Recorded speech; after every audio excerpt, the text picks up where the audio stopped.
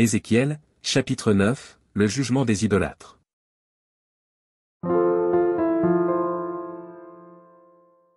Puis il cria d'une voix forte à mes oreilles, « Approchez, vous qui devez châtier la ville, chacun son instrument de destruction à la main. » Et voici, 6 hommes arrivèrent par le chemin de la porte supérieure du côté du septentrion, chacun son instrument de destruction à la main.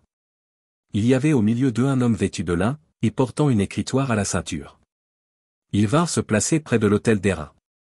La gloire du Dieu d'Israël s'éleva du chérubin sur lequel elle était, et se dirigea vers le seuil de la maison, et il appela l'homme vêtu de lin, et portant une écritoire à la ceinture.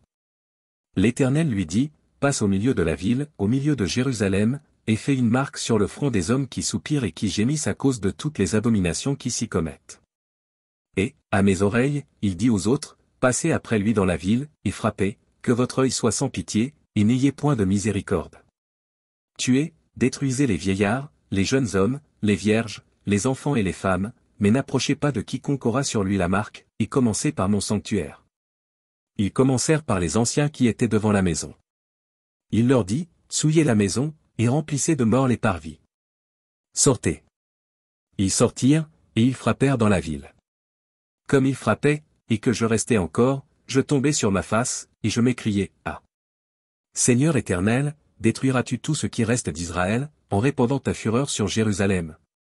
Il me répondit, « L'iniquité de la maison d'Israël et de Juda est grande, excessive, le pays est rempli de meurtres, la ville est pleine d'injustice, car ils disent, l'Éternel a abandonné le pays, l'Éternel ne voit rien. Moi aussi, je serai sans pitié, et je n'aurai point de miséricorde, je ferai retomber leurs œuvres sur leur tête. » Et voici, l'homme vêtu de lin, et portant une écritoire à la ceinture, rendit cette réponse, « J'ai fait ce que tu m'as ordonné. »